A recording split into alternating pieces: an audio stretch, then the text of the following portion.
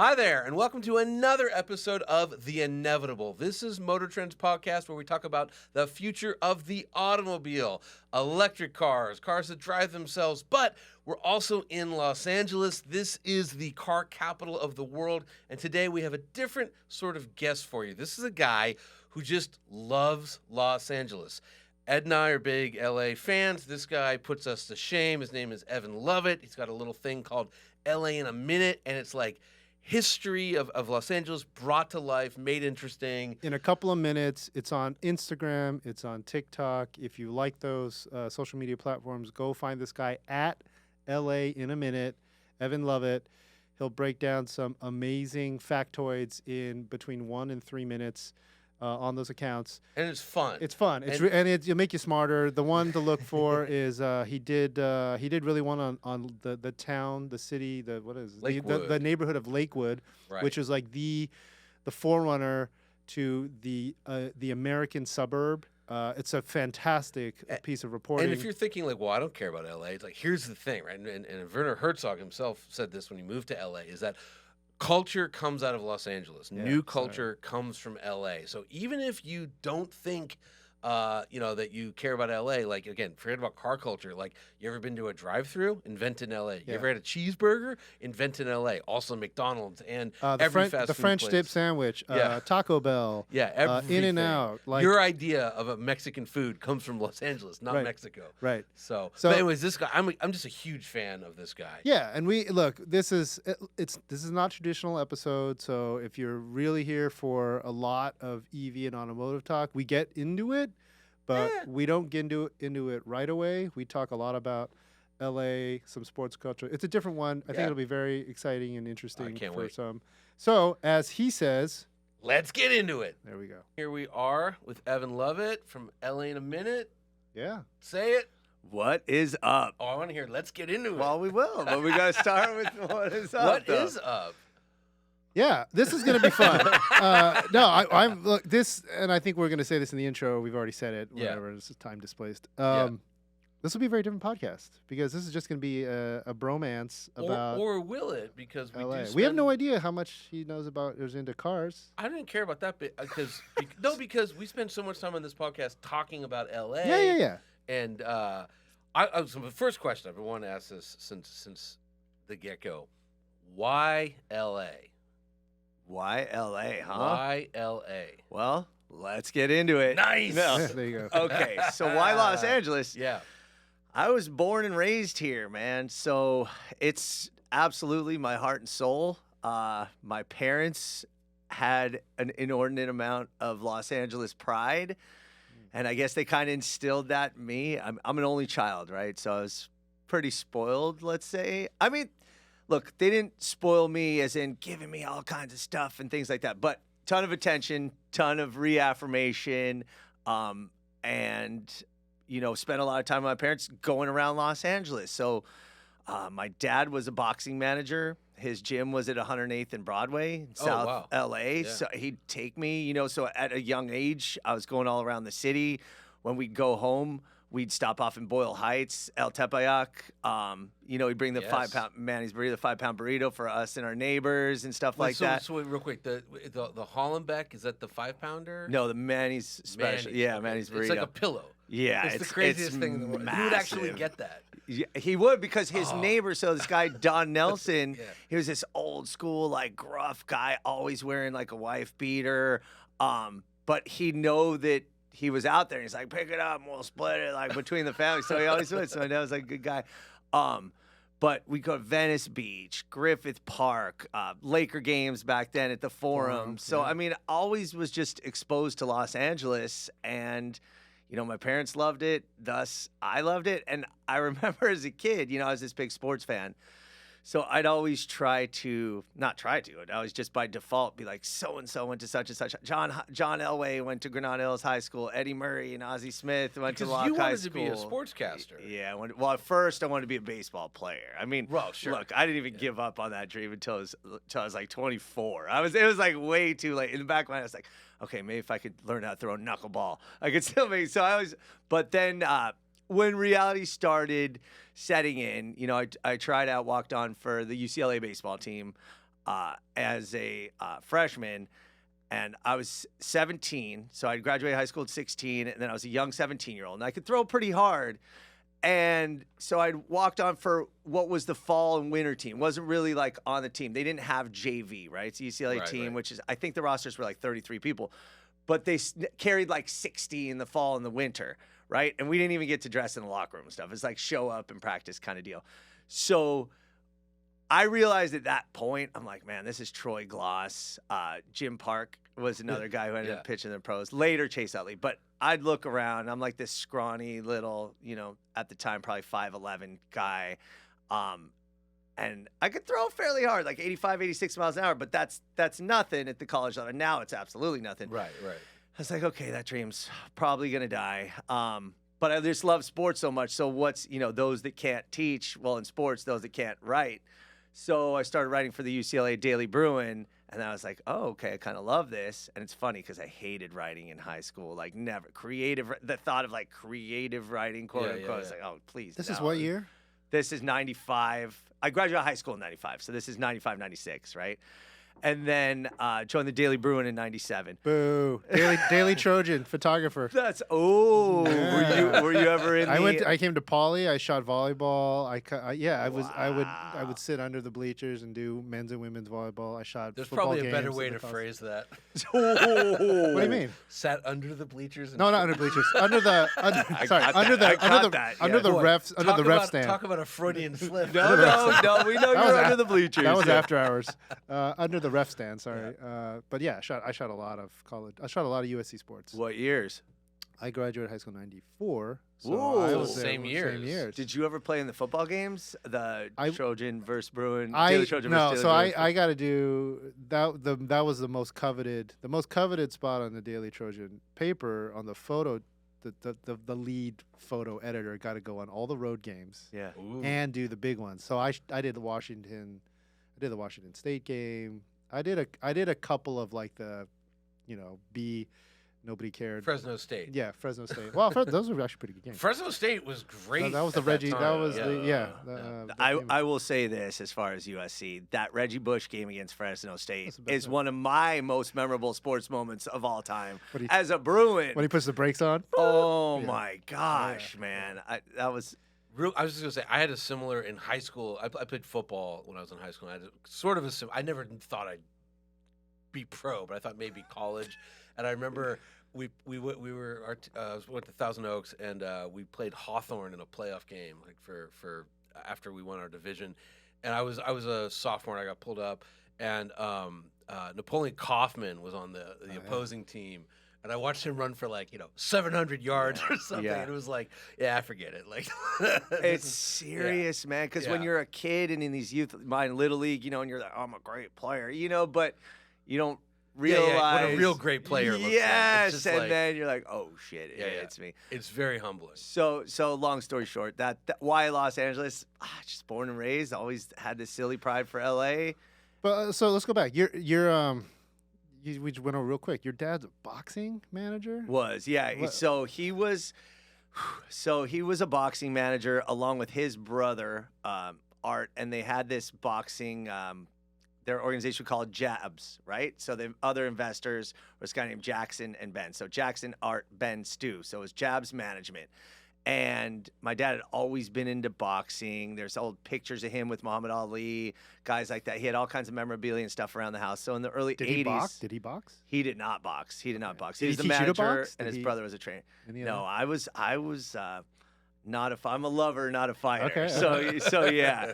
And the one time I tried to box was a bunch of us horsing around in high school, and we got the gloves on, the tape, and all the equipment and stuff like that, and I got the crap beat out of me, and that was it. And I probably had a concussion. It wasn't diagnosed, but I realized like afterwards I was laying down in the drive. I go outside, and I'm just like laying down on the cold concrete of the driveway, and like couldn't think straight for like the next day, and it probably was a concussion in retrospect. But so he got. I don't know the story because he got into it in like the early '80s when I was too young to know the genesis of it, but he had fighters. He had a Golden Glove fighter named Otis Pimpleton, who was his first, kind of fighter. And then Don Goodwin was his first, not even major fighter, but they'd get on these cards at the country club in Reseda, which, by the way, was an awesome boxing venue, at the Forum. And then they started, his fighters got big enough where we'd go to Vegas all the time. So, and that's how I started going to Vegas. But their main fighter ended up being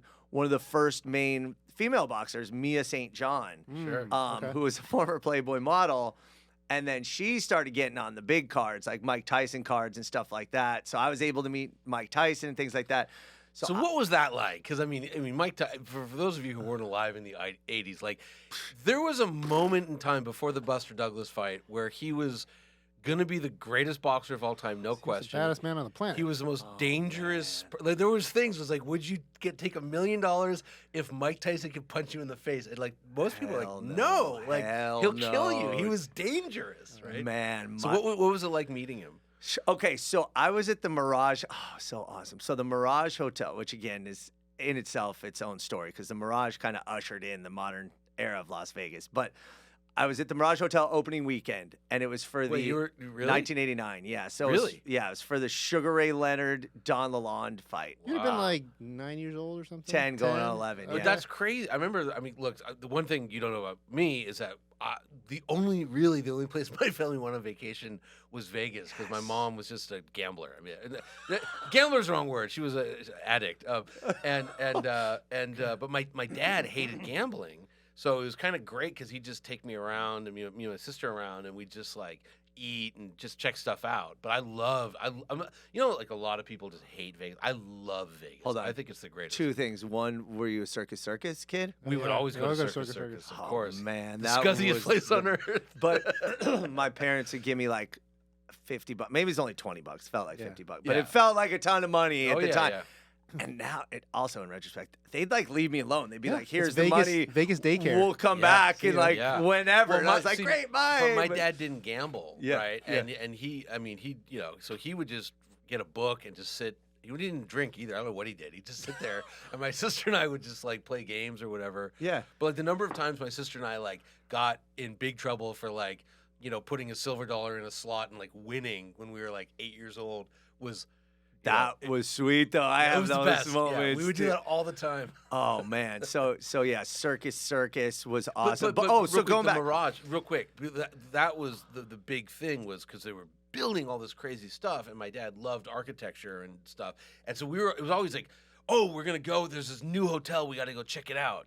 So like we stayed at the Mirage, not opening weekend, but the first year it was open, we were definitely there. That's a cool angle. I never even considered that, like, architecture mavens would look at Vegas, because you always think of it kind of conceptually as like it's corny a little bit. Yes. You know what I mean? Maybe interior design. Hang on, let me rephrase. He didn't like art. If I said like that's a Nutra house, my dad would have no idea. But my dad, his uncle was in construction. He built the lodge at Banff in Canada and built all these skyscrapers in Montreal and Toronto. And my dad worked construction in college. So my dad loved giant buildings. Okay, you know what I mean? Like he loved the Hilton in Vegas, because at the time it was the biggest hotel in the world.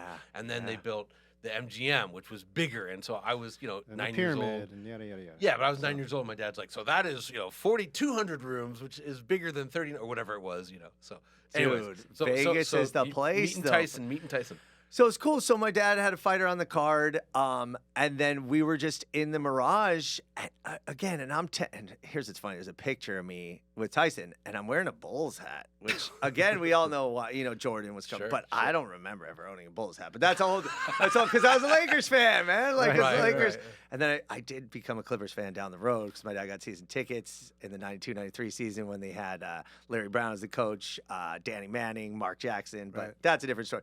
So we're at the Mirage, and my dad's like, I have somebody I want you to meet. And then all of a sudden, like, coming down with nobody. And I remember we had seen him earlier in that trip, and he had like the 5 bodyguards around him. And it was funny. Even back then, I was like, why does Mike Tyson need bodyguards? You don't realize at the time, but it's like, Tyson. Yeah. But all of a sudden, by himself, out comes Mike Tyson. Gray sweats, like jacket, like a part of like, like a little zip. Yes, thank you. Like, comes out and just was like such a nice guy. We took some pictures. Hey, nice to meet you. Says hi to my dad, and then, we didn't like hang out and go to dinner or whatever. But were you freaked out? Like I mean. You know, it's You're 10 weird. years old. You're like, Now I probably would be more, No, just but because he was literally like dangerous, like well, but he's and this is what because my dad used to tell me he's such a nice guy. Like he Okay, was like yeah, he was so you such a knew. nice You had the guy. inside Yeah, track. and he was. You can just read somebody too. He was, and probably because I was a kid, he didn't have his guard up, so he was just like a normal guy. So it's cool little Well, interaction. I remember because I think it was the Michael Spinks fight that was like 27 seconds or whatever. I think it was 91 seconds. 91 something seconds. yeah, But like, it was like Michael Spinks stood a chance and like. which fight was this? Well, do you remember who he was? Who was he boxing that? I don't think Tyson was on that card. Oh, he he was was just hanging there out? because it was like the grand opening of the Got Mirage it. or whatever. Yeah. Okay. But That's the other reason why you weren't interrupting his training, good point. right? Good Yeah, point. fair enough, fair but enough. going back to Michael Spinks in retrospect, if you watch that replay, you can see the fear in his eyes Oh my from the God. second, Yeah. even before when they're doing the stare down the ring. Because Mike Spinks was a great fighter. He was a great cruiserweight fighter. champion, went up to heavyweight. Yeah. But you could just tell, you're like, oh shit, this man is scared. And you Yeah. go into Mike Tyson fight with any kind of fear, you are. It's that overhand that He was. Spinks was It was taller. like it was insane. I mean, it was just absolutely insane. I think boxing was so exciting then too, just because of Tyson. Okay, right? It was- so this is the thing, and I think about this now, man. And my dad passed away, and I almost kind of regret the fact. I mean, I regret that he passed away, but I almost of course. regret the fact that I'm a 0% boxing fan now. But in the late 80s through the 90s, probably right through, I still hung on for De La Hoya, Roy Jones Jr., guys like that. De La Hoya was probably the best pound per pound fighter I've ever seen. Like just his feet. If you watch his feet instead of his hands. Are you a technician? Yeah. Fighting technician, so you get all that stuff. I boxed a little bit, but oh wow. but amateur. I was very, Yeah. it was not good because I was always very heavy. Yeah. So I always had to go against, I was always heavyweight. I was probably, at the time, like 240 pounds. So I was fighting really big people. Yeah, that's scary, and man. and it was bad. I did, anyway. But the point is, when you learn to box, you start with your feet. You don't start with your hands, really. It's and all so about you watch De La Hoya. So many of these sports, by the way, baseball, footwork, pitching and batting, basketball, footwork. I was just watching a little video today, Kobe talking about footwork, obviously not modern. Yeah. But going back to boxing, that 80s, 90s was such a great era because you had like Tommy Hitman Hearns, you had Hagler. Roberto Duran Hagler, that Hearns-Hagler fight. I mean, greatest. that's the thing. And then boxing cannibalized itself. It killed itself. You can blame Don King to a certain extent. But And you met Don King. yeah, heck yeah. Tommy Hearns is like the nicest. He's like one of my favorite all time. Marvin Hagler, same thing. All those guys were great guys. And my mom used to say, she'd say, they're all pussycats outside of the ring. They're all pussycats. I guess that's where they get their aggression out. And yeah. So what was your mom doing? My mom was a nurse. She was an RN. Yeah, and just like a great overall person. Look, everybody's mom, great Yeah, of person, course. whatever. But I feel, and I think about this kind of a lot. My dad was stern and stoic, and he was great, and he'd joke around with me, but he's the kind of guy that, like, if he got pissed, he was 6'5", 240, so he was a big, intimidating dude, and he had long hair from his, like, hippie days and stuff, so he was the kind of guy that you just see and not want to mess with, and my mom was the type of person that we'd be out to dinner, and she'd be the waitress, the server would come over, and she'd be like, "Oh, nice accent. Where are you from?" And she'd be like, "Oh, I'm from Boston," or whatever. By the end of the meal, she'd be sitting in the booth with us, like having a conversation. And it's so funny because my dad was not that person, but I feel like a lot of where I get the LA in a minute kind of personality and interview is from my mom. But yeah, Well, she was that's a good nurse by transition. trade. So let's talk about LA in a minute. 'Cause this is how Ed and I know who you are. Oh yeah, Um, we're huge fans. yeah, So Thank you. As we talked about in the intro, so you do this. You've been doing this social media account. It's primarily Instagram, but you're starting on TikTok too, right? Or where are you bigger? Are you So it currently bigger? started on TikTok. Oh, started on TikTok. And then graduated to Instagram. And I wasn't going to do Instagram. And I'm so glad I did because it's just a different level of credibility. It's funny to base, Oh, let's talk to about say credibility on social media of any kind. But Hey, it's a thing. it is. So started on TikTok in January 2022 on what would have been my grandmother's birthday, January 3rd. But it just started, to be honest with you, as a way to kind of get my son interested in LA news, right? I used to actually I'd have an LA Times. If you watch the early episodes, because I still get the print newspaper, right? Journalism's in my blood, right? It never escaped. So I'd pick 2 or 3 stories from the LA Times and be like, hey, here's what happened in a minute, right? And my wife would always kind of joke before that, I always get my news from you. And my son, of course, didn't want to read a newspaper. Adults don't. People don't read a newspaper. But I'm this proponent. So I just read a couple stories. And if I would tell him in real life, he wouldn't care. But watching the TikTok, all of a sudden he's interested. How old is he? I'm like, at the time he was 7 turning 8. Okay. And now he's 9. Yeah. So he was interested. And then, the news isn't exciting every day, right? You know how much at the time the mayoral election was just coming into focus and stuff like that. And you don't want to read about legislation and blah, blah, blah. Sure. Drought at the time every day. So all of a sudden there's a day where I'm like, oh, what am I going to talk about today? And I'm always reading, right? So I'm always reading these LA books. And I happen to be reading this book called LA's Legendary Restaurants by George Geary. He's an author. He does a lot of like food stuff, California stuff. And actually, it's California's legendary restaurants. But I noticed how many of these fast food chains had come from Los Angeles, right? Which I'd heard, and you always hear, McDonald's, San Bernardino, and Taco Bell, and In-N-Out. But I was just like, you know what? I was like, almost all the main ones come from L.A. Except for Kentucky Fried Chicken. So I just put together the story. I'm like, the 10 oldest fast food chains that originated in Los Angeles. And that one kind of, as they say, went viral. Right. And I was like, oh, there's sort of something here. I think that's actually when I saw you, first saw you, that was like fed to me. But that was on TikTok under what account? Was it LA in a Minute? So you started originally as LA in a Minute? Yeah, as LA in a Minute. And to tell you the truth, I don't know how I came up with that name. To this day, even I need an origin story for that. It might have just came to me, but I wish there was like a better story. But I started as LA in a Minute. And it was on TikTok. And then, so it kept growing, and I do more history stuff. Another one was because when I walk to work, right, I live right by the LA River. So every single day I walk. What part of town are you in? Studio City. Okay. So off the Whitset is where my little, part of the LA River is. It's the Zev Yaroslavsky Greenway. Right. So I walk across it every day, and, you always hear, backtrack. I also grew up next to the LA River in Sepulveda, which is the geographic center of the San Fernando Valley. It's now known as North Hills. But yeah. I grew up. We used to call it Sepulveda. My friend had a metal band. Sepulveda. Dude, Sepulveda was my preferred mispronunciation. We'll get to pronunciations. I'm gonna write that down. So I used to live, and I'm gonna tie the story, but I used to live next to the LA River, and growing up there with my parents for 18 years. I lived there till I was 18. I never once heard of it referred to as the LA River. It was always the Wash. Right. It was always because it's a concrete channel. It's a concrete channel. You tell people it's a river, they're like, what are you talking about? I swear, I did not know that was a river. I just thought there were these washes all over the valley and the city.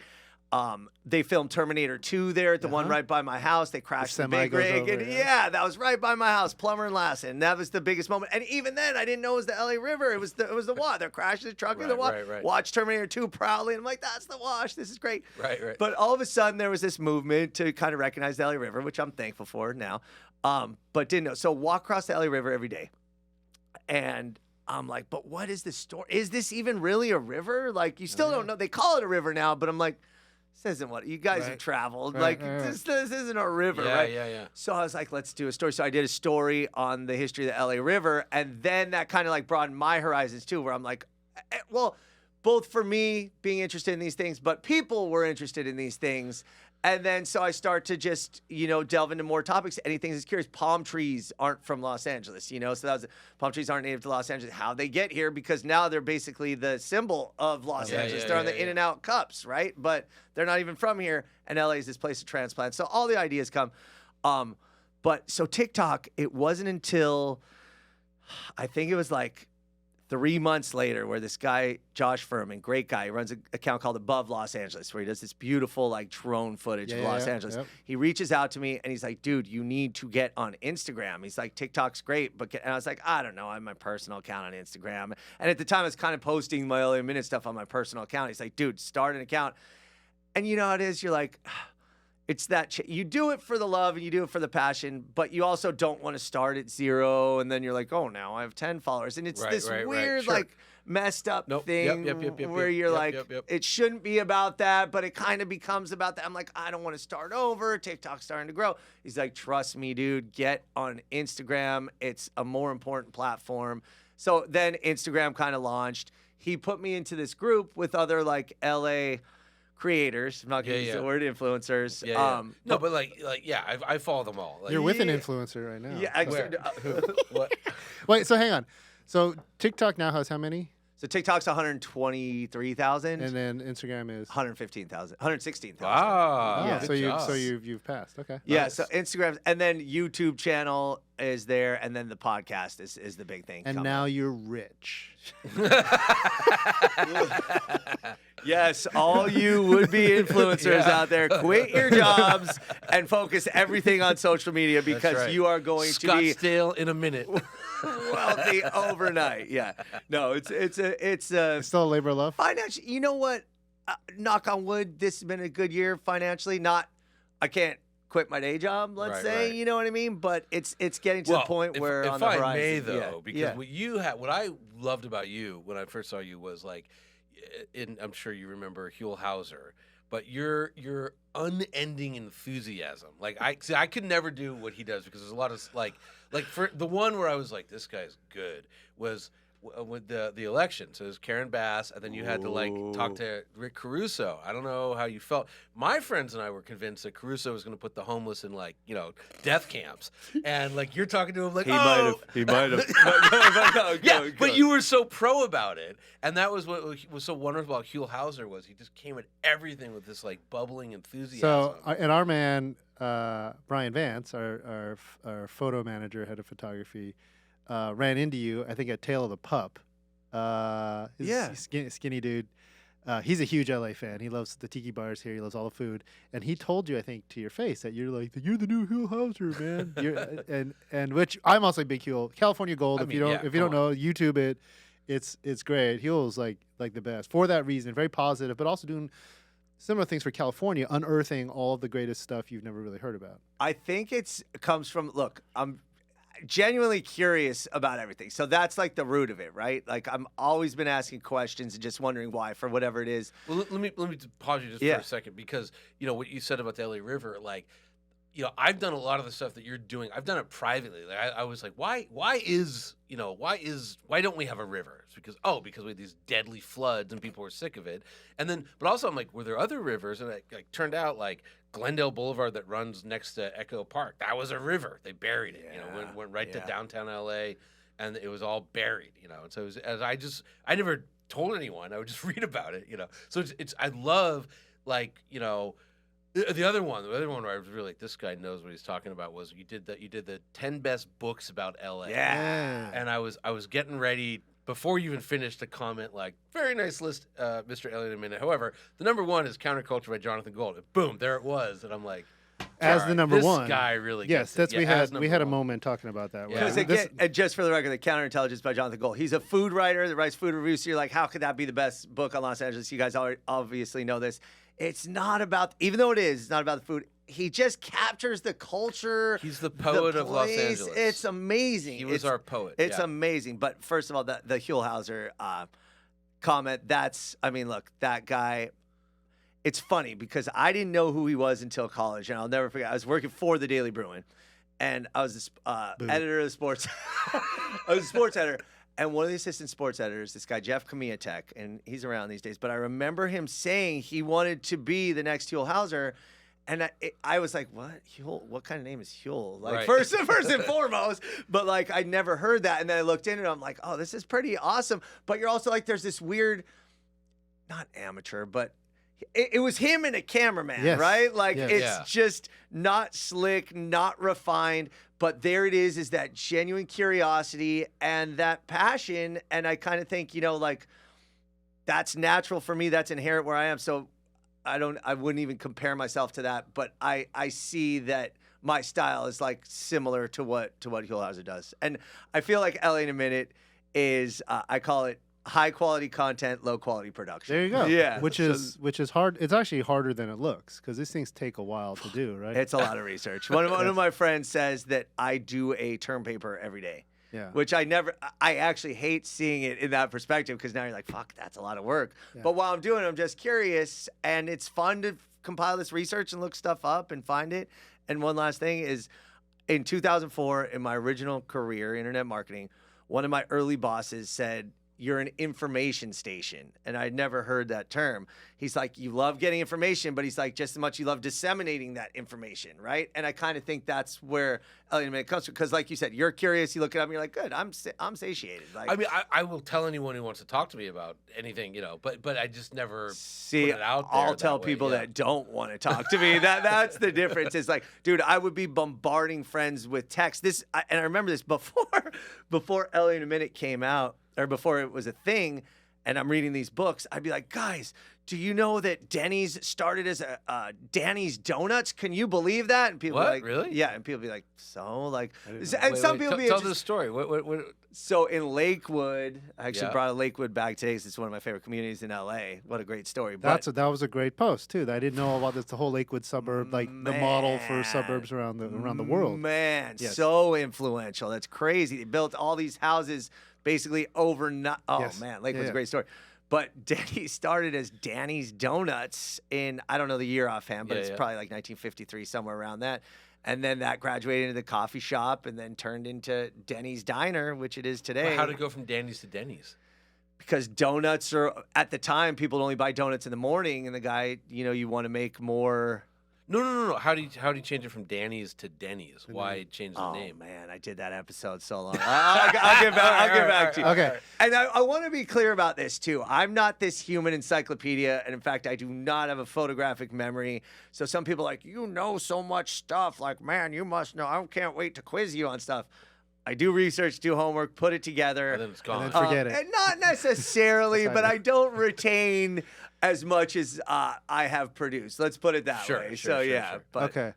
So wait, because you referenced it before. So you do have a day job, which is yes. So I'm in internet advertising to this day. Oh, Still. okay, cool. Great career. Was very lucky to get into that in 2002. Okay. And you've managed to leverage. Have you leveraged any of that into what you do, or is it still kind of separate? Not or you- really, because what I do now is so niche. I used to say niche, but I guess it's niche. Anyway, it's so niche, and I'm sort of just in one little area of that business, which mostly focuses on the email newsletter side of the business. Okay. And there's nothing email newslettery about what I do, but I know my way around the internet, I guess. Sure.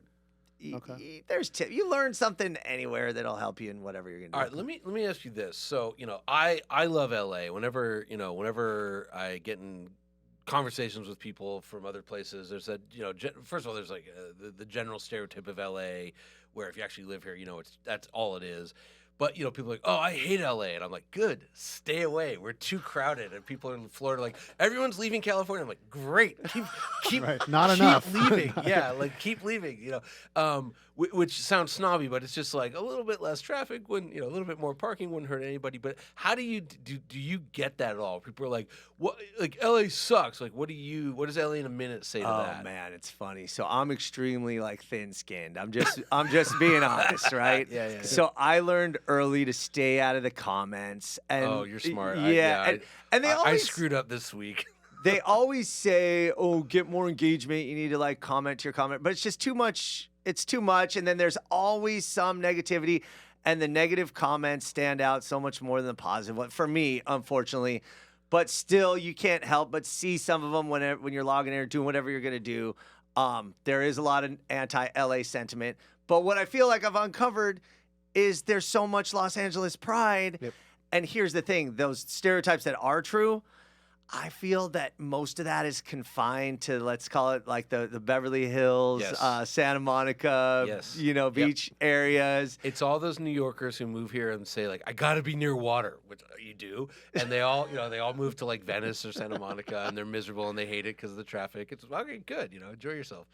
But I am an LA booster though. So if somebody in real life discusses their disdain for Los Angeles, I will be a staunch defender. I do not want people to leave. I ask them why, and I tell them, you know what, you just haven't found. Somebody told me this. I'm not going to take credit for this.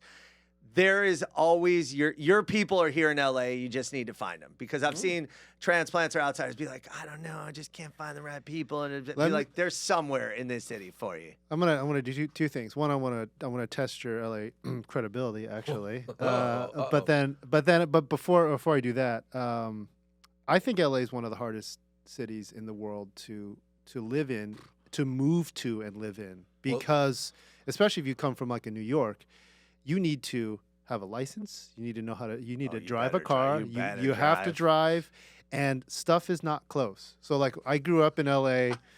I went to school here. I moved here when I was 17 to go to college. I haven't left. And I just tell people who move here in their 20s or 30s without like, if you don't have a friend group already, it's really hard to meet people. It's when you're dating somebody, let's say you go to a bar. Let's say you drive 30 minutes to a bar in Hollywood and you start talking to somebody. One of the first questions, if they're local, they're going to be like, where do you live? Because if you live in Silver Lake and the person lives in Venice, it's never going to work. So you're just like, sorry, like big time. Yeah, and so you agree? Like it's not an easy place to set up in. It's tough, and no, it is very difficult to set up in. And look, there is a certain element of people don't want to be approached in LA, maybe that they will in other cities. Like, when I go to New Orleans or even San Francisco or just wherever, you can go to a bar and strike up a conversation. Even here in LA, the city that I love, it's not always that easy. Yeah. And in fact, a couple weeks ago, my wife and I were at a bar and I was talking to this guy, and we did have a nice conversation. He went to the bathroom, right? And then he comes back, and he was with his, I don't know, girlfriend, or maybe he's on a date or something. And then I follow up, like you're in a bar, people are being social, and I follow him, I was like, I don't know. And then the woman interjects, and she's like, excuse me, we're having a conversation here. And I was like, well, I was also continuing my conversation. Right. But I was like, that's so LA right there. You know what I mean? Well, when I tell people, I always tell people this, because I have a lot of people who are like, I went to LA and it was miserable. I sat in traffic the whole time. And I'm like, did you try to go to Disneyland on a Friday from Santa Monica? Oh, you didn't have a good time? Right. I'm so I always tell people, I say it's the worst city in the world to visit, but it's the best city to live in. Dude, that's my brilliant. And going back to Ed's point, but you do have to get established, sure. Yes, you need to drive. I've had friends move here thinking they don't need a car. A friend came from Toronto. We're gonna be fine. I live in Culver City. We got the trains and the buses and blah blah blah. I'm like, man, look, that's a great sentiment, and I wish you the best, but you are going to need a car. And then so the visiting thing, you're 100% right. Because friends come in, I'm coming to LA for the weekend for the first time. What should I do? Right. I'm like, I say, don't go to the beach. I say, don't go to Hollywood Boulevard. I go to the observatory. Look, it's too crowded now, but like, look down, and I'll give you restaurant. It's beautiful when you're up at the observatory to look down. And then I'll give you restaurants to eat at. That's the best way to see LA. Brilliant. And again, going back to do you like people watching? Maybe Runyon Canyon on a Sunday morning. Yeah, if you like yoga pants. But I love when people are like, I want to go to the beach. I want to go to Disneyland. I want to go to Hollywood. I want to go to a Dodger game, and I have 2 days. Yeah. And you're like, nice dude. Dodger game's good though. I think Dodger game is a good thing to do. I love it. Yeah. I'm going tonight. I'm going with my son. Hell yeah. It's opening day was yesterday. Opening night, which was so weird, and I still can't find an answer to why they had opening night, because opening day is opening day, and what a damn tradition, and I can't figure out why they had a night game yesterday. I mean, obviously it's money and TV. I gotta take my kid because he's just started playing baseball, so yeah. How old? He's 6. Oh, awesome. Yeah. Back to the credibility. Yeah, so I have actually, in my time, God, over 20 years now, I have lived I've lived on campus at USC, which is close to downtown LA. Worked in Koreatown, lived in South Pass, lived on the West Side, lived in the ghetto of UCLA, which is the Beloit off of Sawtelle. So it's the road right next to the 405. Okay. Then moved down to Orange County for a little bit. You did? Yeah, I lived in Orange County for 6 months. Orange County used to be part of Los Angeles County, by the way. Exactly. Just for the record. Did not know that. Yeah. So I've been all over, and I feel like I have a pretty good sense. Where 18 years, you said, in Burbank? Sepulveda. It was North Hill. Well, it was Sepulveda, now it's North Hills. Right. Where else have you been? Where else have you called home? So moved out to UCLA my junior year when I was 18. So that was Westwood. Lived so You lived in Palms like everybody. No, it's funny you say Palms because I always tell the story when I was at UCLA. Palms and Culver City were basically the same thing. You just either go left or you go right, right? And it's like they're the same thing. And Palms is still Palms, which is cool. Shout out, it's interesting. But Culver City is like this. Oh yeah, like burgeoning, like got its own downtown restaurants, like walk out of nowhere. I was like, what the hell? It was like Palms East at the time. Anyway, so I lived in Westwood for 2 years. Oh man, loved that. Look, college, everybody. $1.50 subs. Then we moved out. Yes, $1.50, dude, and all that DD Reeds, of course. Whatever. So I don't know any of this. I try never to go west of Vermont. So I'm going to be doing a series on Westwood Village. Why Western is called Western, which is a crazy story. I don't know that one. Why? It was the westernmost street back when LA was first founded. They're like, hey, this is West. There's nothing interesting past there until you get to Santa Monica. It was orange groves. There was nothing there. Oh, man, the agricultural history of LA is awesome. But then we moved out. This is crazy. After my senior year, we were scrambling for a place to live. And, you're looking at all this place, Palms, Culver City, maybe we go to Santa Monica, blah, blah, blah. And then one of my roommates, he's Joe. He's all-American guy, runs triathlons. He's a neuroscientist now. He's like, super handsome. He checks every box known to man. I hate him already. Great family, was a great athlete, great guy. But he was like a lady killer at the time, right? And so we're looking for a place. And he ends up running into this woman who happened to be the person who ran the new tenant situation. There's this building on Beverly Glen and Wilshire, right? Totally out of our league. I mean, it's like one of those, it has a doorman that pulls you out of the car. Anyway, he runs into her. And she's like, she's looking for a place. Why are you moving to this building? And he's like a salt of the earth kind of guy. Came from Sepulveda too. And he's like, I'm not going to live here. It's basically Beverly Hills. Like, I'm not going to live in Beverly Hills. He was an athletic trainer for UCLA at the time. And he's like, we could never afford this. And she's like, how many of you are there? And then there's 4 of us. And she there's only 2 max unless it's a family or whatever. She's like, let me pull some strings for you, blah, blah, blah. Anyway, gets us into this building in Beverly Hills, this beautiful with the doorman. So we lived there for a year, which was just like funny, because we had no business being, we were still partying, and it's all like families and upscale people. Then from there, I moved to Encino during a rough patch in where I was trying to figure out what to do. So I was a journalist for the Daily Bruin, got a job in the LA Times, right? And the LA Times, you start on the bottom, right? And it's, look, I could have been in Biloxi. I could have been in, even Omaha would have been like a good market, but somehow I landed this job at the LA Times, which is great, except they had me covering sports in Orange County, right? And this is the turn of the 21st century, where the internet was there, but you couldn't file stories remotely. So I'd be covering these events in Orange County and then have to drive back to downtown LA to file the story. And I'm this 21, 22-year-old kid, high school football when I was lucky on the beats. Other times it was, girls volleyball or high school golf, where you're like, really? Like, I'm covering this? But then the Friday nights, Saturday nights, and you're done filing your story downtown LA at like 12:40. And I'm like, dude, all my friends are living it up at 21, 22 years old. So I'm like, I'm not going to do this. Somewhere, somebody planted the seed, like go into PR, public relations. It's basically the same thing as journalism, except it pays better and the hours are better. Well, I get this job working for this guy who represented film composers, right? Craig Armstrong was a big one at the time. And it was on Sunset, basically the Sunset Strip, a little more east, but it was on Sunset. Ooh, we're going to Hollywood. But this guy was a jerk, and he'd make a big deal. He'd throw mugs against the wall, file papers, call people an idiot. Typical Hollywood. But I'm also like, you're not even big time. Like, in fact, you're very small time.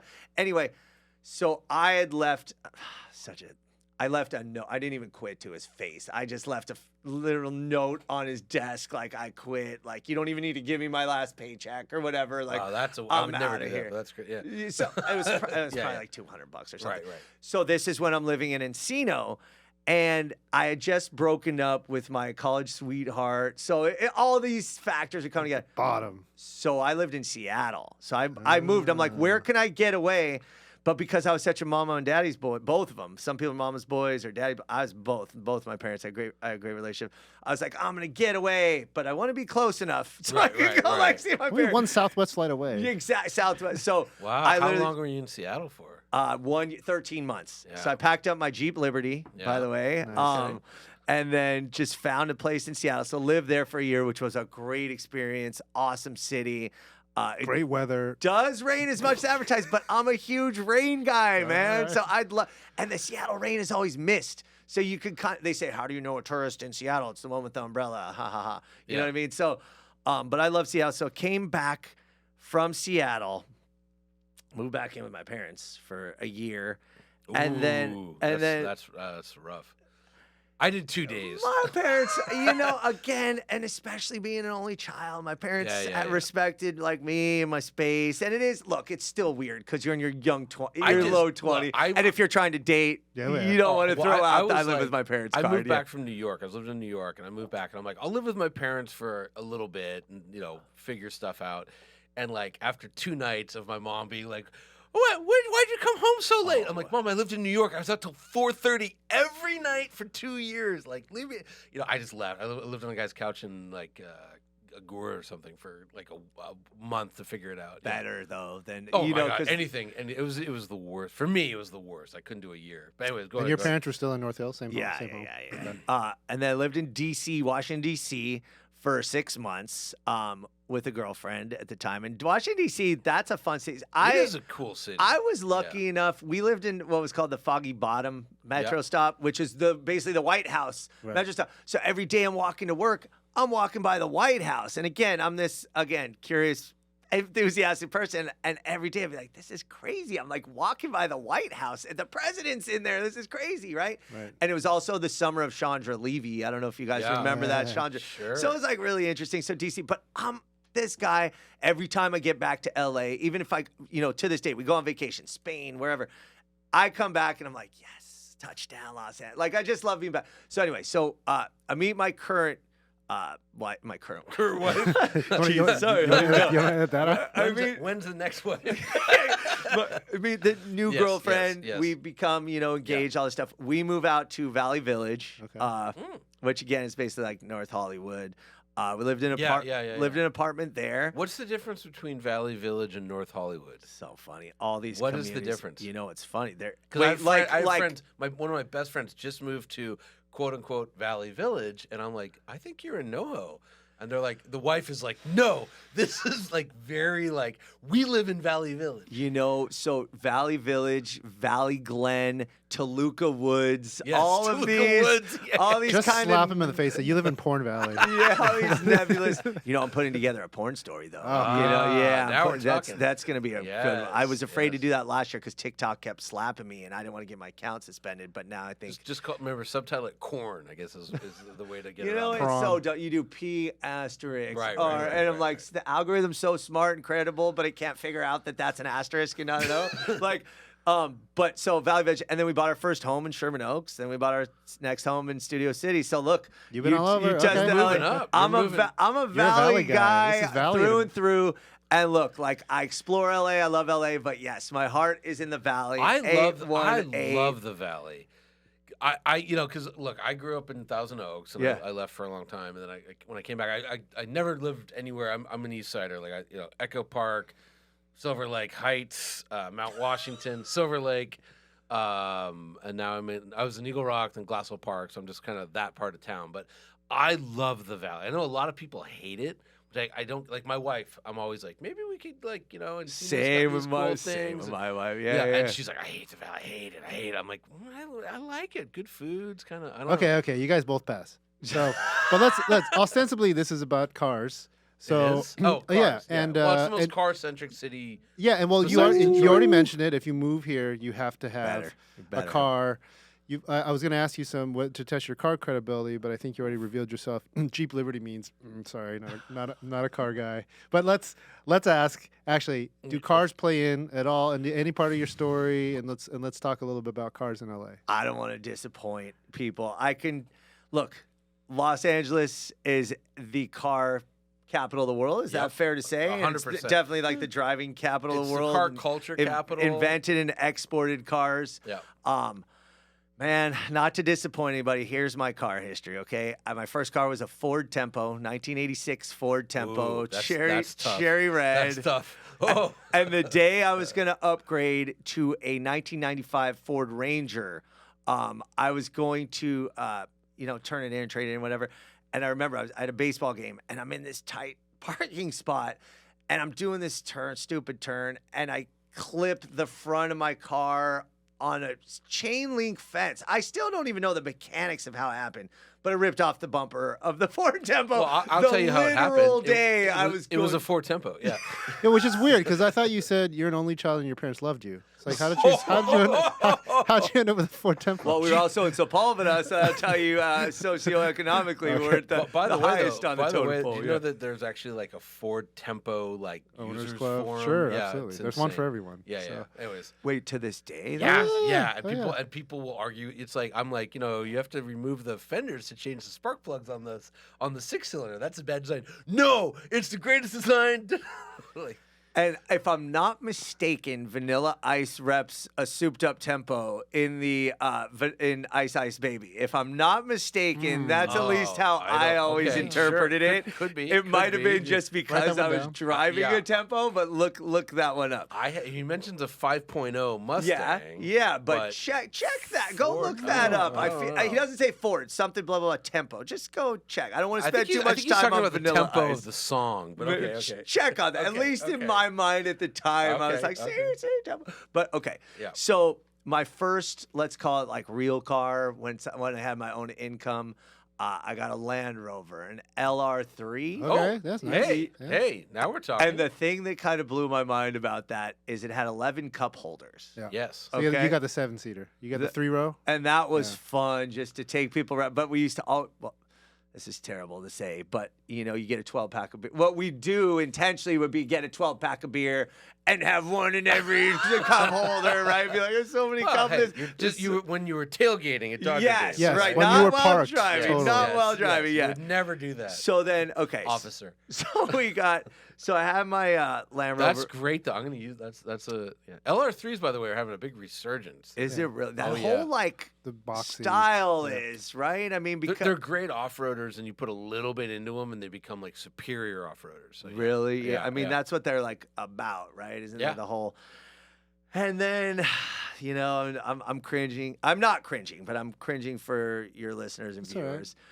So then I got a Toyota Prius. It's great. Hey, car of LA, official car of LA for a while until MotorTrend Car of the Year. Yes, until supplanted by the Tesla Model 3 and Model Y. So my first Prius, nice. I loved, because again, look, when you're going around, it's like 07 or something like that. The mileage is great. Well, look, if you're going from an LR3 to a Prius, you're quadrupling your mileage. Well, not only dude, that, 11 my LR3, 11 miles a gallon. Come on, Prius man. was 45. And you got the carpool sticker. Yeah, well, it No? did not at the time. It was. I think I got it right after they were giving those away because I was not eligible for one, which kind of pissed me off because I did have a commute from Valley Village to El Segundo, which is not that yes. sucks years off your life, man. I don't go much, but That's where our office is. Yeah, we're in El Segundo. That's right. I We're knew diagonal. that. We're around the corner from the REI, the Bay Club. There's a Starbucks there. Yeah. By the way, El Segundo, great community, underrated in my opinion. That Main Street area, surprisingly expensive. Yeah, the homes there are crazy. Beach community. community. But still, it's a beach. El community. Segundo's great, and actually like great restaurants. Good food. I was gonna say. Cuban joint, you know why they call it El Segundo, right? Second refinery of Chevron. Second place they found oil in California. I thought it was second refinery. Second Standard refinery. Oil. Yeah, Standard Oil. Came Yeah. Chevron. That was our second First one refinery. was in Fremont. El Primo, El Segundo. Also, aerospace capital of the United States / world. Also, Mattel, home of Barbie. Yep. Marvel. Marvel's there. There's a Marvel studio there, right across Marvel from us. Studios. Wow, I didn't even. And now put that. Genesis.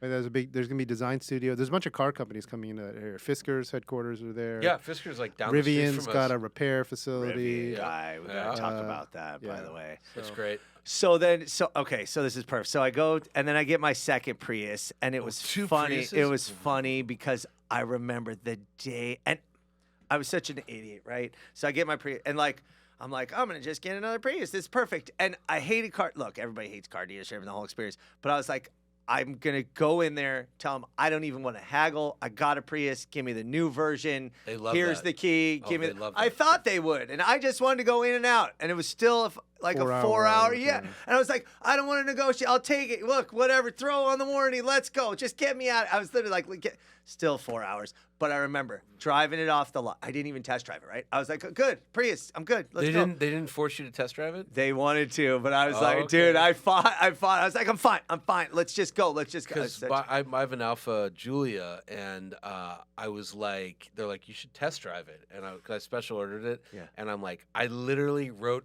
because they had when it won Car of the Year, they had the issue there. I'm like, that's my name. Like, I wrote the story. I don't need to test drive it. And they're just like, please drive it around the block, because there's some reason they need you to drive it. It's a lemon law thing. Yeah. So I pulled out, made a U-turn, came back in. I'm like, car's great. Hold on. Backtrack. The reason I got the Prius is because after my LR3, I was like, I need to buy American. I'm going to get an American car. This is right when hybrids were first coming into the blah, blah, blah. So there was a billboard. And yes, I was a sucker for advertising. The Saturn Vue Hybrid, where it was like one tank, LA to Lake Tahoe. And we had been going to Lake Tahoe every summer, right? And another friend his family had a condo out there. So we were always like vacationing with them. And I was like, oh, that's a sign. Like, I could go to Tahoe. Right. So I get this Saturn Vue Hybrid, right? Oh, boy, I'm sorry. Bro, so we were going to Coachella one year. Early Coachella, by the way. So when it was still cool. So we were going to Coachella one year. It was never cool. And Go ahead. so we're going out there, and I'm driving down that long, lonely, dusty desert road, and this light comes on. And it wasn't the check engine light. It was like some it was like this serious thing where it's like an X through, and it's like red. The lemon light. And the car started and I'm like, what the and I don't know anything about like the mechanics of cars and all this kind of stuff.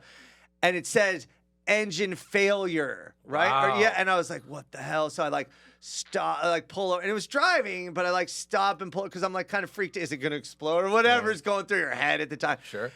And then when I tried to restart it, wasn't doing How right. many miles on it? Like, not many. It was less than a year old, Yeah. less than say So 12,000. you got a lemon lot? So Nice. had to get it towed, and that ruined that entire Coachella experience for me. Because it's way in the back of your head, and we get this hotel. There's this scuzzy hotel. There's blood on the towels. Nice. It was so gross. I've seen blood on walls, never towels. And the towel, that's what I'm saying. And I was like, dude, let's just sleep in the car. Oh, we don't have a car, right? So I was like, so we stay the night there. Anyway, so my dad ends up driving out because I had to leave the car. Right. So my dad ends up driving, picks us up. Then we get a ride back out there. The car is fixed. Within less than a month later, same light, same thing. Anyway, that happens 3 times, and it did get lemon lawed, which I was actually thankful for, despite the hassle, because they reimburse everything, every penny you've ever put into it. So I was like, great. Now I'm going to get a Prius. So that's how I got the Prius, right? It's funny, the View. If you read, there's a book, pretty worth reading, but it's by Bob Lutz, Car Guys versus Bean Counters, and he just talks about what went wrong in the American auto industry from his point of view. Yeah. When he got to GM, he specifically references the View as the worst thing. Yeah. Just it has no appeal. There's no, that's his big thing. There's no chrome on it. Needs more chrome. That's very Lutzian. But, yeah. I thought he was going to say it's a terrible car, blah, blah, blah. Oh, it Yeah, was a terrible car. Okay, so that was why I got the Prius. And then I remember, so going to the second one, the day, and I was like, no, don't need a test drive. Let me just get out of here. And I remember driving it off the lot that day, within less than an hour after being the official owner. I was like, this was a terrible mistake. Because I didn't even think it. I was just, for whatever reason, I was like, yep, gonna get another Prius. Didn't even think about it. And I don't know if you remember, the Prius was never cool, quote unquote, but it had its cachet. It had a moment. Yeah. And then Brad Pitt was driving. I had realized, I'm like, ooh, this is gonna be such a mistake. And this newer version of it was worse. It was a lesser version. I remember that you expect each model of a car to improve. The interior's going to be sleeker. The radios, or Right. the screens. At this time, technology's advancing inside cars, so I'm like, oh, it's going to be one of those ones with a computer, touch screen. Like, it was a worse version. I was like, oh my God. And I was just like, for 3 years, just miserable driving the second Prius, but the mileage was good. And then finally, like, upgraded to get an Audi Q5, and that's where I stay now. But I'm getting a new car within the next 2 months. So now we're at decision time. And it's funny. What are we thinking? Listen, I love Jeeps. Yeah. My wife had a Jeep Grand Cherokee. Yeah. Oh, yeah. We talked about this. Yeah. I love driving that car, They're man. good. Like, the new one's way better. It's so, like, There's just a plug-in hybrid too. feels great. I mean, like, is that the way to go? Like, that's what How much do you drive in a day? some days I'll drive 0 because I walk to work. But if I'm doing a big LA in a minute day, it could be like 200 miles. Oh boy. Okay. Yeah. So I think it's 17 or 18. No. A plug-in hybrid? It's higher. I could look it up, but it's higher. The Wrangler's 17 or 18. I think the Grand Cherokee. Meaning you plug it in, Yeah. and there's a little battery in the back, Yeah. and you can drive around for the Wrangler version because it's got big knobby off-road tires. You can get about 17 miles of pure EV driving. Yeah. I'm gonna look this up. If that's all you have, you will never have to put gas in it. Like That's we pretty have a plug-in badass. hybrid, and like we've owned it for over a year. We've only put 4 tanks of gas in it. So Come on. and then if you do need to go to Tahoe, it'll go through that EV range, and then the electric motor the internal combustion engine pops on, and then you just drive like a normal vehicle. Let me So ask that's you pretty this: good. when they're the hybrids, how much is that really saving you, and how does that? Money-wise or environment-wise? No, I guess compare like the mileage, if you will. 4.5 times more efficient. It is, but it's not BS. It's Yeah, true. but it Okay. really depends on the use case. So here's Real quick. So the Grand Cherokee 4XE, as it's called, is 26 miles battery only. 4xe, 26 miles. Okay. So we'll could just do- do I could this. do a Is, marathon. let's actually use let's talk about some car stuff for a while. So not to disappoint all our car people. When the Volt, They've already tuned I out. know. Well, when LA. the Volt hybrid, plug-in hybrid, came out, they were claiming 40 miles per gallon, and GM did all this research. No, 40 miles pure electric. 40 miles pure electric, which is they claimed the average commute for like 80% of Americans Was 32 miles. So that covers you, right? The Prius Prime, Yeah. they just had the press launch last week, confirmed it 2 nights ago. Prius Prime, this is great. 44 miles of pure electric driving. That's a lot. That means, and it's a really cool. I know you'll be burnt on Priuses, but go take a look. The new one's like super sleek. If If you again on a weekly basis, you don't go that far. You plug this thing in at home. You have to have a charger at home. Yeah. No, you can plug in a 110 on the small Oh batteries. yeah, you can also, because these are Yeah. smaller batteries, you can plug it just to the outlet too. It just takes a longer So time. funny. Right. But yeah. gas it's roughly a third the cost to charge this thing at home versus filling up the tank. So you're saving money. You never have to stop at a gas station. Yeah. And then what's Until great you about do. what's great about plug-in hybrids Yeah. is if you need one car. I'm still pushing this. If you have one car and you want something like a Swiss Army knife to do it all, Yeah. plug-in hybrids are really good. Okay. A really good. I option. would argue though, pure electric, you never have to get gas ever. Like if you get a Rivian, for instance. I was going to ask you about that. At a 70% charge, that's over 200 miles, and that you never. $100,000 pickup truck. Why'd you go with the Rivian? And Oh, man. in a nutshell, I know Yeah. this is a Oh. tough nutshell, but I want to know Okay. thesis on Tesla, by the way. Yeah. Oh well. I went with the Rivian because it's just the best truck off-roader I've ever driven, and it also makes 835 horsepower. Don't need it. And you totally need it. I can't wait for the 1200 horsepower version to come out. on. I love it. It's such a great vehicle. Now I did get mine at the original price. Unlike it went up like 20 grand. Yeah. So from when I bought it. But it's They're the great best. trucks. They're future. It's Yeah. everything you were thinking Yeah. about. Like in terms of it's futuristic. It's got all the screens. It's got air suspension. It rides And nice. I'll tell it you handles something nice. that you might interest you. So I went on the launch of the new Range Rover Sport. Great truck. Head of Land Rover. Guy's been the chief engineer of Land Rover for 27 years, Yeah. whatever. He's been in Land 27. He's a chief engineer. And I've known him. We're talking. And I'm like, I got a Rivian. And he's like, oh, we just got a Rivian. And I thought he was going to say something about how good it is off-road. He goes, we can't get over the quality of the interior. And I go, yeah, it's really good. He goes, how a first-year company got an interior this well done. Hit it out of the park. Yeah, so I would say skip the plug-in hybrid and just go pure electric. What do you want to support Chevron for? I'll give you a quick counter take because you asked about Tesla. Yeah. If you want if you're again from a one car, I live in LA, we're gonna just have one vehicle, and you're gonna go EV. He makes a good case for Rivian, but again, if you're going to Tahoe or you're driving anywhere long distance, the smoothest, at least for the short term, is going to be a Tesla. Sure. So you get a Model Y, get a Model 3, because from a charging network perspective, Tesla still beats the pants off of Tesla everybody. just opened up their supercharger network, and so now you can charge any EV, and you don't have to get a Rivian. I mean, there's a zillion EVs you can buy now. Yeah. I just happen to love Rivian, but no, I mean our the Hyundai Ioniq 5, Hyundai Ioniq 5, Kia EV6, those are killer, 300-mile range. I just drove the new Mercedes, the EQE SUV, which is pricey, but boy, that's a pretty good thing, So there's a BMW, the iX is it's a good vehicle. It's funny looking, but it's a good. It's funny, but interesting though. Yeah. I kind of like the front's actually not bad. The rest of the car, but there's so many good EVs coming, and that's the future.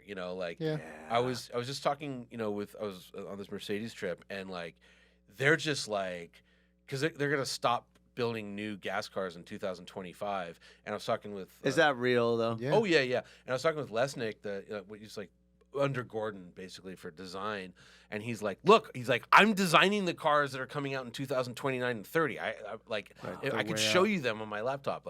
They're all spaceships. Yeah, and they're all electric. Are you guys a 2-car household? Yeah. Okay. Hold on. How are the oil and petroleum companies allowing that to? And I'm not saying they shouldn't, because I would rather have an environmentally conscious future, but it feels like they would not go down without a fight. Well, it's existential for them. Well, look, I mean, it's like the horse breeders in 1912 looking around going, this is it's gonna change. They're lobbying. They're doing their own thing. They're supporting. Because it was the reverse. So to give you an LA spin on that, Los Angeles used to be the mass transit capital of the world, right? The red car. Yeah. So the red car. Who framed Roger Rabbit? That whole.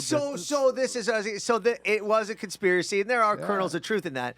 But it very was small kernels. I think it was. It didn't. What happened was there wasn't a rabbit? Explosive growth happened. The red line no longer served where people lived. Well, here's the thing. So there were 1,500 stops on the Los Angeles train network. 1,500. Think about that. The LA Metro right now has. But hang on. Yeah. Western was because it was the western edge of LA, and they built the railroads first. And remember, they built the red line for commercial purposes, and then they said, that's not really working because of trucks. We'll convert this to be a passenger thing. And then the Valley got built, and there was no trains to the Valley because it was all orange groves, and that's where everyone was moving. There could have been.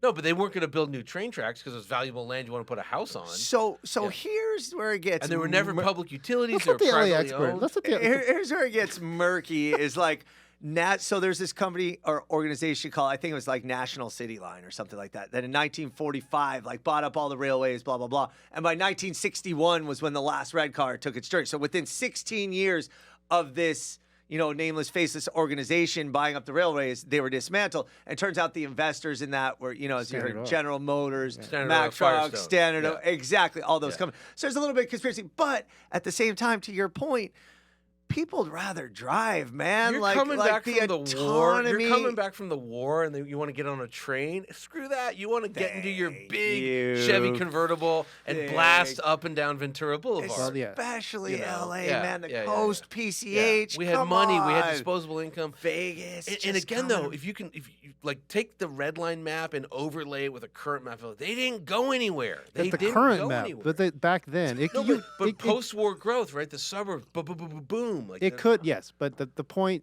I first of all, I 100% agree. You can't. This is the bubble, right? Everything you talked about in the Lakewood episode that resonates, right? These are post World War II young men coming back, a new lease on life, the GI Bill, some money in their pocket. They're gonna go enter college. It's the biggest bubble population spike ever. They need a place to live. They need a way to get around. They buy cars. Aerospace industry helps them do the hot rodding scene. We talked a little bit about that, right? Make cars go faster. So yeah, it was already the rail car mass transit. that epitaph, that obituary was already written. Yeah. But in an alternate universe, you would expect if growth was a little slower, you would expect the rail to follow where people were living and moving. It might have. That's that's what a network except is. it's not New York where they built up. This is LA where you built out. Yeah. And so, but it was such a badass system back in the day. It was, but think about like post-war America. Like you're gonna go shopping and then you're gonna have to walk 7 blocks in the heat with your shopping bags. No, I want to go in my car and drive into my garage and unpack. All right. And the other thing, real quick, with that conspiracy, with it was GM and Firestone and Standard Oil. Well, it's like there's 17 other oil companies. There's 50 other tire companies. There's 30 other car companies. Yeah, but like, you're talking about the biggest ones. Come on. no, but like what they all benefited. Like why would Standard Oil spend money to help? So what I wanted to know is, are the versions of those companies today, some of which are the same, doing the same kind of pivot, if you will, it's called Aramco. So Saudi Aramco is probably the biggest one. Yeah. And you just look at the biggest thing you can probably look at, because everybody likes to gloss over that, it's the Netflix effect on Formula One. Okay. So Netflix did a big series. Now everybody loves Formula One. People didn't care about it before. People in America. America's now the biggest. Like we used to have like 0 F1 races in this country, and now we have 3. Like Vegas is going to have an F1 race this year, and it's going to be the biggest F1 race in history. Yeah, the sport will probably die after that. But if you look at, racing, any kind of racing, NASCAR is probably the exemplar everybody will understand. You see all the names and labels on the cars or stuff on the billboards around the track. Yeah. When you watch an F1 race, it's a lot of really weird foreign names we don't understand, and Aramco is one of them. It's the biggest Saudi oil concern, and they're pushing the agenda. Weirdly, they are playing both sides of the fence because they are also one of the chief investors. The Saudi Sovereign Wealth Fund was one of the biggest investors in Lucid, which was our car of the year. So there we go. That's what the real smart guys are playing both, but definitely the oil companies are throwing up lobbying roadblocks and trying to create alternate narratives on fuel. Like isn't synthetic fuel? Isn't what's the orange 76? Aren't they putting in chargers and Shell's putting in chargers? Yeah, they're trying. So, they see the writing. They have the real estate. The writing is on the wall. Like it's not. People think it's a big. I always say, Newsom put out the legislation in 2035. You won't be able to buy a new gasoline vehicle in California, and everyone's tearing their garments and up in arms about it. And I'm like, it's so cute. You think there'll be a new gasoline car to buy in 2035? Yeah. No one's going to be building these things. They've stopped developing. They've just stopped. The R&D's all the transmissions. Did you say tearing up their garments? Rendering their like sitting Shiva, Okay, but also real quick, the F1 race in Vegas, you should know this. The big straightaway is right down the strip. It's the corner starts at Bellagio and like rips to the Flamingo or something like that. It's gonna be the fastest straight in F1. It's gonna be insane. Like maybe over 200 miles. No. It's going to be over 200 miles an hour down the strip. It's going to be insane. He's very optimistic. Road courses are generally crap because they're not flat enough. So they have to pave the hell out of thing. They have to tape down all the manhole covers. But isn't that where Mojave Desert? Isn't that where hot rodding kind of at least racing sort of started? El right? Mirage, so the belly tankers. Yeah. So okay, we're running out of time here. We got the LA in a minute guy. We got to actually talk about some LA stuff. Okay, so I'm going to start because I've been harboring this secret the whole time. So tell me why. Tell me, what's the best pastrami in Los Angeles? And if you answer, it's not Langer's. Like we're gonna have a big problem. Langer's is second. Oh boy, really? Yeah, dude, I have a controversial answer. Come on. Langer's is the best. It's the king. Number 19, the number 19 special. It's classic, but you know what I'm a fan of? And this might go back, harken back to my UCLA days. Don't say it. Really? Johnny's pastrami. No. I like it. Johnny's is because good. The atmosphere. No, the food. The food.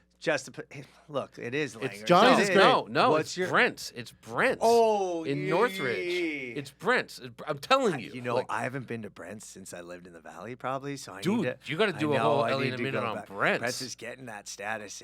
Dude, Brent's is You got to do a best. pastrami episode. Yeah. Wow. Johnny's is great. Okay, how about this? Do you guys know this stat? Okay. There's a company called RC Provisions, which actually provides the pastrami for many of these places, including Langer's. No. And Yes, they don't RC they do Provisions the in meat for Burbank. Tommy's or They something? do the chili for Yes. Tommy. You mean the cut? They don't prepare. Right, Oh, right. okay. Langer's prepares All right. it, but so it all, not all, but most of it comes from RC Provisions. Interesting. At the end of the day, I'm telling yeah. you, Brent's. I've eaten pastrami Man, I everywhere. need to go back. First of all, That's- you're I grew, wrong. I grew up Second. going there. All right, but now I'm It's gonna the best. hit you real hard. Mexican, Oh. best Mexican, and if you say the place next to Johnny's, whose name I will never No, mention, Tito's, no. because all the UCLA, I love this because all the UCLA people go, "Oh, Tito's is the best." I'm What? like, you take your Tito's is not even on the top 100. you take your fat cheddar cheese, that big cheddar cheese they put Yeah. in there, and you just stuff it because that's the worst. Tito's is not good. Listen, so Mexican. How do you even this start? this is a Mexican city. I was actually gonna wear my shirt. It's a manhole cover that says Los Angeles made in Mexico, which is actually kind of dope because this is a 100% Mexican true. city. So this is a tough question, right? Because my wife's Mexican, right? So I married in a Mexican family, and they own restaurants in the Inland Empire. They own a restaurant chain called Tio's, which is great. But there's that Americanized Mexican. So there's two things, right? I think that I want to say first, there's a whole genre of Mexican food in Los Angeles and elsewhere that's been exported. That is that Americanized Mexican that I don't think gets enough credit. Now, this isn't answering your question, but I want to throw this out there because I've been sitting on this for a while, where it's like your Casa Vegas, your Allen B's, where it's the place that have the combination plate enchilada and So crunchy good. shell So taco. good. So good. And people be like, dude, it's not authentic Mexican food. But guess what? It's made by Mexicans, and it's a version of food. Yes, it's adapted to the American palate, but I feel that should be its own genre to be celebrated and not to be Yes. denigrated. And Look, it doesn't enter this conversation of quote unquote best real Mexican quick, food, though, but it's so satisfying and Real awesome. quick, So I Casa just want to throw Vega. that out I mean, there. Casa Vega is the greatest. Yes, Right? I It's the oh, great. I mean, first of all, man. it's so dark in there. I wear prescription glasses. So I walked in wearing my prescription sunglasses, and I just couldn't see. No. It's the darkest restaurant. Forget sunglasses. You Yeah. can't. It's Yeah. the I cliche love like it. you need the light on your phone, formerly a light. Yeah, I okay, love it. so now best Mexican food, man. Oh. This is tough. So people ask me what are the best tacos, right? And the truth is, go on. I was just gonna say, when you say best Mexican, you gotta strip tacos out away from the other kind of. Do you want to have the foods. taco conversation? No. it's not. I mean, we could do best tacos. This is my favorite example of Los Angeles Mexican food, specifically tacos. There's an organization, street level journalism, they call it, LA Taco. LA Taco. LA Taco. I love yeah. LA Taco. And Yeah, so, yeah. like, they're not just about tacos. That's kind of how they started. But, like, they do news, street level journalism. But every year, and they're doing it right now, they have their, like, March Taco Madness, which is a bracket, like the March Madness bracket, of 64 taco places trying to figure out, like, the best taco. But my point isn't who's the best. My point is we're a city that you have 64 qualified candidates that are all worthy of competing to be best taco. By the way, you have more than that. You could do it. Right. You could do But 256. Just to even qualify for the big dance, right? Right, Like right, you have right. 300 plus basketball programs playing D1 basketball, only 64. Well, now 68 make the tournament. But I'm saying, like, if you eat at any of those, you are going to be satisfied. But What's your favorite? so my favorite is whichever one I'm eating at the time that's Oh. making that, as long as you're making your tortillas. Like the big thing for me is the tortillas, right? So you got to have the handmade tortillas. And let's clarify: corn, not flour, for some of Well, our. unless I mostly yet true, but I've had some great flour. I know. And tacos. I almost feel like it's a guilty pleasure, though. Yeah, I Because know. I feel Yeah. like the right way is with the corn, but like the flour, there's something about just that, like, The like the sweetness. mouth. But feel. I'm also getting to the point now where I'm starting to because in my neck of the woods, the the big meat spits, the Lebanese the style. Al Pastor style. Yeah, Al Pastor. But yeah, that with the pineapple. That's Al Pastor. Yeah, no, but there's the Tijuana style Al Pastor or whatever. But that's become a thing. Yeah. And then because I usually like taco trucks with like carne asada. Yeah. Yeah. But it's Well, I was just, gonna now I ask. branch them out. Well, like, And well, then I'll- birria tacos. Birria. became So I was my gonna thing ask for you, a how do while. you when you go to a taco joint Yeah, and you this only is- and you only can get 3 on a plate or whatever? What is the 5 on a plate. 5 on a plate. What's, 5 on a I'll do plate, 5. yeah. I'll do 5 all day long. Oh, Ed'll do 18. What's the meat? How do you judge? So I make look, carne asada to me is like the baseline where you got to try somewhere's carne asada to see like what kind of taco it is. Yes, thank you. I'm a huge carnitas guy, but like carnitas is almost different. Not necessarily like for taco, let's say. That's I pork. will for those try. of you who are- But here's what I do, right? I'll usually get 10 tacos. So if I go to like a taco truck, right? I'll get 10. I get a lengua, I get 2 carne asada, I get carnitas. If they have the al pastor, I'll get 2 al pastors. Buche? But like anything, whatever they have, because they're all good and they're all different. And as long as the tortillas are good, it's going to be a good taco. Now, one thing I do con todo, like with this diced onions, with the cilantro, with the different salsas. But I'm a big radish guy. Okay. So I need radish but like It helps. Yeah. it's a big thing for me. That crunch, that freshness. You put like, it in the tacos? Yeah. Oh. Yeah, I do. So I'll do I do. I eat it between the tacos. Yeah, that's like the. But I put them on. I It's do so all the weird. good. I do all the weird meats. So I'll do Yes. lengua, buche. I'll do all the face, Cabeza, the cabeza, yeah, the, yeah. tripas. It's fried nice and crunchy. But then I like for me, how I judge baseline judging of any Mexican restaurant in the city is if I order chiles toreados, like do you have hot peppers from the grill, and they're like, sorry, we don't, or if they're like, the only chilies we have are jarred pickled jalapenos. I'm like, okay. Well, also, just for those listening, Edlo eats like more jalapenos than I've ever seen. Serranos are my favorite. Yeah. Serranos are the best. Serranos are They're the best. they're the best because they're spicy enough to give you pause at time, but they still have that great That like flavor. citrusy kind of flavor. Of All right, so we're not going to get a straight answer on it, but I want to say like 2 Jews and a Chinese guy sitting around talking about tacos. But is that's maybe the most LA, LA man. thing. And this is the thing. Like my wife at this point kind of thinks it's a little cliche when somebody has a taco truck at a party, but I'm like, no, Oh. it doesn't get better than that. That's right, the So way. what was your first Oh. taco truck experience? Your first? I'll tell you mine. Mine was La Estrella That's an awesome in question. South Pasadena. Yeah. That was the first time La I Estrella ate. is Oh, I still know. around. Oh, Very yeah. good. Yeah. Rubens in like Santa Monica, just west of UCLA. And Like, you? Oh, first truck, God knows. I don't know. I mean, Okay. I used to eat so many. I mean, And I have some that I still love. And I'll tell you that story because we're going to stay on food for a little while, just Yeah. to bring it back to counterintelligence, Yeah. the Jonathan Gold book. So Oh yeah. all this really resonates because you're still an LA Times reader. I was a big LA Times. I used to read the Sunday. College football guy. I would read Sunday mornings, read the big USC-UCLA game, big spread, Wally Scalise taking the pictures, all that stuff, right? Counterintelligence started Jonathan Gold as a column in the LA Times, talking about in the LA Weekly. LA Weekly. Sorry, Yeah. talking about food and food culture, and it was really popular in the '90s. He went to UCLA. Oh, boo. I my first experience with Vietnamese food was on a recommendation that was in the book, Golden Deli, Oh yeah. in Monterey Park, or I think it's Alhambra now. But first real Vietnamese with the spring rolls and the pho and all that stuff. And I remember to this day, I convinced my mom we should go here, and she's like, "This is awesome." So we go all over. We drive all over town just to make sure we ended up there. Any other major food? Like, what's the best LA restaurant? Hold on. you got? I want to go back to this Mexican Oh, question okay. because you said you weren't going to get a straight answer, and it's so important because here's the deal, it's- right? You don't have to give a straight. I want to say one thing first. So Your current wife needs to know the answer to this. Here's why this is a hard question. Is because Mexican food is so varied, right? Yes, Like yes. there's a lot of Mexican seafood that is incredible, right? Oaxacan, And you're not the going to whole get subculture. that. Yeah, and from Yucatan as well. So you're not going to get that at like certain Mexican restaurants, or like take a Zamora Brothers in Boyle Heights.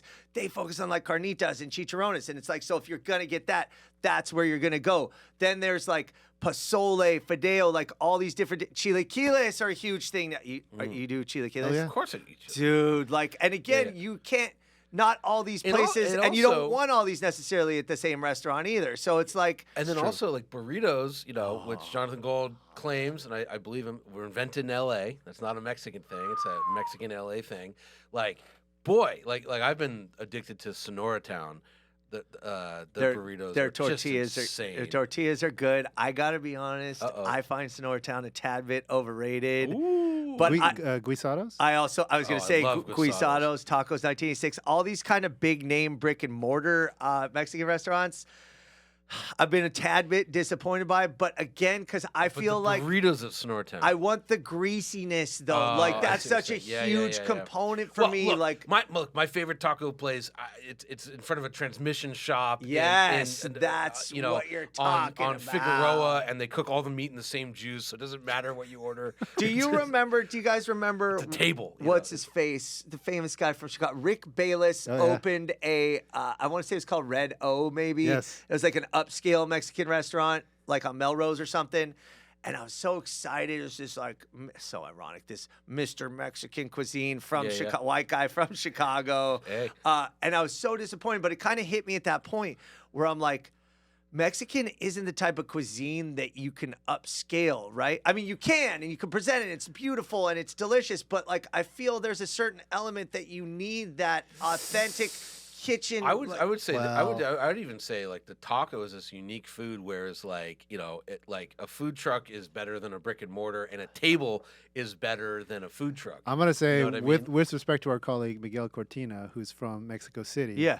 he's gonna say, Well, Well, like that's- Pujol. That's yeah, very well, different. because the kind of food we have here, he's told me it is to your point, very LA. This is LA Mexican food. Yes. I've been with him. I met him in Mexico City. Great the carne, city. the carne asada there is like it's like Spanish. It's like Yeah. very different. It's dried. It's Yeah, yeah, salty. yeah. It's not juicy. It's not like a steak. It's Yeah, like yeah. and And it's that not as spiced. and that goes all the way down. So he'll it's a country of 80-some million or 120 I know some million we can't people, treat Mexico as a 30 monolith. 31 or their states. cuisine. So, Okay, that being said, you guys just kind of hit it for me. Favorite Mexican? You want me to go favorite Mexican restaurant? Yeah. Damien Enrique Alvera, which is the guy who did Pujol from Mexico City. That was a meal. Where's this? Downtown. Damien. Like yeah, and he also has a taco place right next door called Detroit Ditroit. Okay. That does tacos. And again, undermining what I just said, that is more upscale Mexican, but again, the guy gets it. I mean, Yeah, he's yeah. Mexico City's one of their greatest chefs.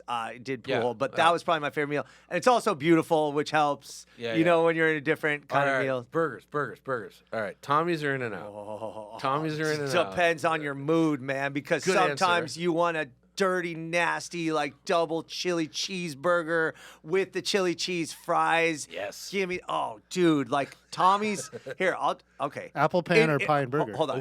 In and out. I want to get In and Out better burger, Yes. but Tommy's when you feel like it, man, nothing hits the spot as like Jonathan Gold said in Counterintelligence. He said, on a certain level, a Tommy's cheeseburger is as satisfying as a good steak. Oh my God, that's well, so good job Yeah, on that. yeah, Okay, yeah. apple pan. Yeah, Apple pan, yeah. I think Pie and Burger has better burgers. they got good fries. Again, because They you got get good the fries. nostalgia. For me, again, UCLA guy, so Oh, we yeah, were yeah. going there, so But I man, have all the but memories. Apple of- Pan is so I mean, they're both classic, but Apple Pan's it's just like it's insane that it's hasn't changed at all. I know it's fun. It's the same guys working I'll it. be honest with you. The hickory burger, I don't get the hickory. I don't need the hickory burger from there. I just want the regular. Just a regular. Okay. Go on. Wait, what were we gonna say? We're gonna keep going. Okay, this is good. Favorite. Wait, let's talk about burgers one more sec because I got a question for you guys. Okay. Yeah. Smash burgers, just the genre of yes. smash burger. How do you guys I'm feel super- about I'm it? super into it. Yes. Okay, is it gonna? Have you been to Burgers Never Say Die? Yeah, great. That's the they're greatest. So isn't it almost like a cheat code though? Like the whole smash burger like motif and like I like to cook frilly them. edges I like and all to. this. I like to cook them at home. I haven't tried So it it's a revelation that first of all I'm trying to eat less meat, and this gives you everything you want in a burger, without. It doesn't require a lot of time. It's really easy to do. You get everything going, and then you just smash it until it's charred the hell out, and then you don't have to worry about even cooking it. It's like this whole thing. Oh, a medium rare burger. Like, no, dude, just get the burnt, get the crisp. Can you compare a smash burger to a regular burger though? I Not guess is really. my question. Okay, No. good. It's- Okay, it's- okay. Again, good. it's Totally like different. different Okay, types of thank tacos. you. All right. But like, there's this place Goldburger. Have you been there yet? No, but I hear about it. I Oh, hear about it. man, that's it's like the smash burger. The Burgers Never Say Die is just like it's like the McDonald's cheeseburger perfected. It's that flavor profile, but not made from garbage. But it's the pickle, mustard, onion, meat, and Nothing it's, fancy. but What so a hamburger charred. was meant to be. Yeah, man. and like I'm getting so hungry. Dude. we got terrible pizza coming. Oh, pizza. Let's talk pizza in LA. Because remember, all these New Yorkers are like, LA pizza sucks. Blah, blah, I feel blah. like that's hard to do because there's so many new Pizzana. There's a bunch of it's new impossible. joints. The Bianca guy came from Arizona, all this stuff. With Mulberry Street pizza, I favor. I like Mulberry, and again, one It's where New I York come style. from, so it's good.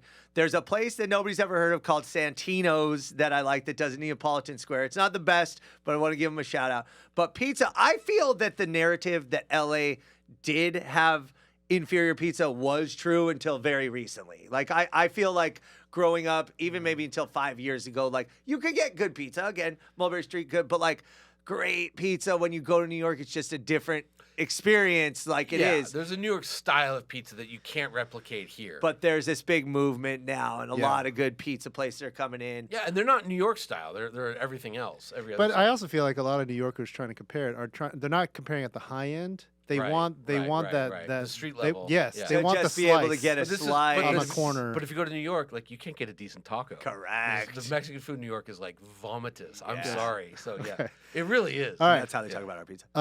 It's true. Favorite. This is a tough one. Tie. Let me. No. Let me just set it up. When I first, Chitlada.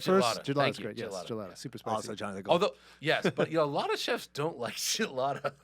They're Go like on. oh, it's too simple. It's too this. I love chitlada. Me um, too, but yeah. I never heard. Yeah. I've never even Best heard LA. that. I want to call it best LA establishment restaurant. And here's how I set it up. When I first moved to LA to go to USC, I was really big on like, oh man, I want to like get the vibe of the city. I want to visit all of the Musso and classic joints. Frank's. So I went to Musso and Frank's. I went to the Pantry. I used to go to Pantry right by USC, Yeah. and it's 24/7, right? Yeah. And then Formosa. Did you do Tam O'Shanter? Tam O'Shanter's, O'Shanter. right? Which was right down from our. I did it from, 2 weeks ago. What are we you did- talking about? Well, it was right around the corner from our office when we were on Wilshire, and we went there after one of our. No, not Tam O'Shanter. You're thinking of Musso Oh and Frank's. no! What's the one? What's Tom the Irish? Bergen's? The, Tom yeah. Bergen's. Sorry, Oh, Tom yeah. Bergen's. Sorry, No, Tom Tam Bergen's. O'Shanter's Yes. Lowry's really Yeah. good. Yes. Yeah. So what's the best? And or Ooh. two questions. Yeah. What's the one you miss because it's closed, like it's gone? Ah. Like what's a LA restaurant you miss? Yeah. There was that Russian deli place. Yeah. Or and then what's your current favorite LA? You gotta go to LA restaurant. Listen, I'm going to be honest, and you said it, unfortunately, so I don't get to drop the bomb, but Musso and And Frank's, Frank's. to me, it's like the place where, like, I want to take people and be like, even though, like, there's a New York element to it, like, it's almost like, is this like New York? But I feel that that's, like, classic LA, and you walk in, the sidecar martini, and Yep. it's just, like, Yeah. such a But But great... also, the menu radically improved about 4 years ago. They got the grandson took over Musso and Frank's, and he brought in a different chef, and the food is just quality is a lot of the ramped same up. dishes, just better, Same better dishes, done. just, it's better quality. I can't wait to do the story. I've been waiting to do a story on Musso and Frank, so that Okay. LA in a minute episode. But a place that I miss, and again, people may not have heard of it, but Smoke City, which was a Texas barbecue Oh place. yes, in the yes, San Fran- yes. Which yeah. was Where was it? That was. it was on like Van Nuys yes. and like It was Deep Moore Valley. Parkish or Yes. something, Oh. or Burbank. Van Nuys and Burbank. Yeah. No. That place was amazing. That was the best awesome. barbecue. And Yeah. apparently that chef came from like French Laundry, or he had like some French Laundry like background, but like it was straight Texas barbecue. And I feel, and this is sad because barbecue is possibly my favorite cuisine. I feel like LA's barbecue scene isn't like as awesome as it should be. Right. Like there's a couple good like Baby Blues for a minute was great. Like Yeah, there's a couple. Do you remember Blood Sows is really good. It is, but like what was the one to build those horrible fake Italian villas on the 110 in downtown? It was King's Barbecue. It was on Sunset right before Chinatown. I didn't know. And King's. it got taken over by those horrible complexes. But King's was like, the barbecue was insane. It was like two guys from Mississippi, and they had the best cheeseburger. The cheeseburger was probably 10 inches in diameter, and they served it on a plate of fries, in a styrofoam thing of fries. It was insane. That's the right King's way to do it, Barbecue. the fries. But that closed down probably like 20 years ago. But it was so good. It was so good. Man. But anyways, Okay. all right. I would just do you. Okay, what was I gonna say? So mine is Taylor's is my go-to like favorite place, and then Pacific Dining Car. I miss that. Oh yeah, That was PDC, a man. fun experience. They sort man. of died a few years ago, and they jacked their prices. Like Yeah. it was like because my wife and I would go there for every anniversary. We'd have brunch there, and we went, and I got the bill for two of us for brunch. It was like $134, and I was like, it was like $9 for coffee, $13 The hot for ticket at orange juice. PDC would be, because that was one of those places that was open, Pacific Dining open 24/7. 24/7, yeah. Is go and do, if you want a good steak there, Yeah. and they'll serve breakfast all day. Do the steak and eggs. You get Yeah. a little steak and you get some eggs and some hash browns. but remember and they it was it was way cheaper than any other They steak did, on the that menu. baseball size steak. Yeah, which- It was like the size of a baseball. It was super But it was thick, super small. filet. It's filet Yeah, has no taste. but it was still like $44. You know, Yeah, like, yeah, it was yeah. not cheap. And like a good steak there that was aged 30 days was like, Well, that was a lot. yeah, we have more food. We have more food. Then we didn't even talk about LA movie culture and all the other no, stuff. barely but touched cars. We'll need to come back. And Yeah, Vegas. and He said have we're you- going to get Vegas. I was so We excited. got to do a Vegas episode. Yeah. Yeah. So we did talk about cars a little bit. We Little got bit. it. Got it in I think there. we got And Get then- more of the and car you're- culture, I think, is what we need to get. And you're doing some stuff on Hot Rod. We got the Hot Rod 75th Oh, anniversary. we got to coming up. reconnect with you on that. So hold on real quick. So Yeah. Robert Peterson, right? Yeah. The proprietor, progenitor, what's the word Founder. I'm looking- But even Founder. I'm trying to even go, but fine, founder, Yeah. right? I was doing some research, and everybody knows his dad was a mechanic, right? And that's where he kind of got the interest in cars. But did you guys know that his dad worked for the DWP and helped string the power lines from the Boulder Dam? And his dad was part No. of the team responsible for bringing the power, the modern Yeah. power into Los Angeles No. and California. No, that's so yeah, awesome. and that's how he ended up in Barstow, dropping out of Barstow High School. So I thought that was like a good little stat Yeah. about Robert Peterson. No. Yeah. No. So we Yeah. look forward to that. So just to bring people up to speed, we Yeah. one of the things we did before this podcast was reached out to Evan because he has this amazing account called LA in a Minute on Instagram and TikTok to see whether he'd be interested in talking about our big brother Hot Rod's 75th anniversary, which is this year. And maybe something next year when MotorTrend turns 75, since Hot Rod was founded by Robert E. Peterson in Los Angeles in 1948, which then spawned MotorTrend the year after, and all of the car culture, again, we talked about a little bit, post-World War II, skyrocketing of the baby boom, suburban culture, hot rod culture, all happened here. And I tell people, if you want a frame of reference for who Robert Peterson was, he was like the Mark Zuckerberg of like the 50s, 60s, 70s, and 80s. He owned more the newsstand, I think, than anyone else at the time. It Yeah, was like Peterson Publishing was massive. 62 One of the 20 wealthiest people in America. Yes. Even Yeah. through the 90s. Yes. Yeah. Yeah. From his magazine empire, man. He had, and the real estate that he had in LA, he had the Peterson building, Mid Wilshire. Then he had 2 buildings up on Sunset. I He mean, had- the Peterson Museum, They- that they real started the estate Peterson is Museum. pretty wild. Yeah. They had the ranch that he had, which now I think is part of Tejon Ranch. I don't know what it is, but the dude was Yeah. He never bought a drag strip. just strange. God, I wish he'd bought a drag strip. Yeah, but I mean, and the impact Yeah. of Oh, it's- Peterson Yeah. and the people that he hired, because remember, Hot Rod's founding editor was this guy named Wally Parks, who helped do Southern California Timing Association, also a little organization called the NHRA. When you win at NHRA, you get a trophy called the Wally, named after Wally Parks. Like, dude's insane. So all the car culture stuff, like when we talk about, it's not hyperbole. You know, LA didn't invent the car, but we certainly popularized it through not just how much we drive, but the media, all the Yeah, media and then stuff. I also remember even before Peterson time, it was like you get Clark Gable into a Duesenberg because that would really help sales. Like that, the whole celebrity thing.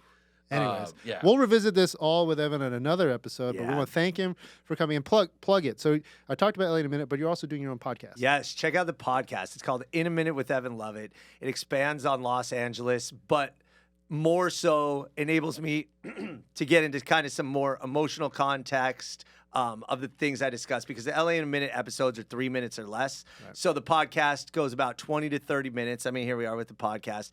Talk about Los Angeles, but branch out a little bit to Las Vegas, get into some of those But stories. it's much more personal for you. I knew nothing about you other than that maybe you were from LA. I learned you were born at you were not born at Children's Hospital. You were airlifted. to Yeah, Children's before my Hospital. mom even got to hold me. That's right. Oh, wow, So, crazy. on the so latest yeah, episode. check out In a Minute with Evan Lovett. It's technically under Places and Travel, but you can find it on wherever you listen to your podcast. Every week. Every week. Drops what day? Fridays. Fridays. So today, new episode. Woo, check it out. Oh, Awesome. All right. Yep. Well, I want to thank you for coming.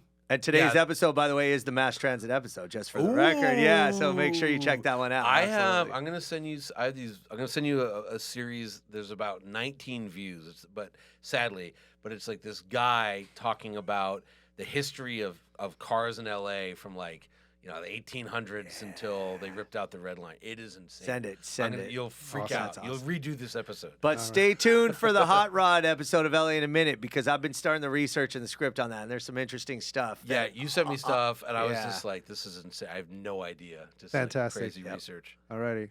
Well, Thank you, Evan. Thank you so much. This was awesome. Thank you, Ed. Thank you, Johnny. Really appreciate being here. Appreciate you guys. Yeah. It's been 90 minutes. It's been more than a minute. So awesome. We got into it. We did get into it. All right, the inevitable. It's been a minute. Bing. All right. Thank you.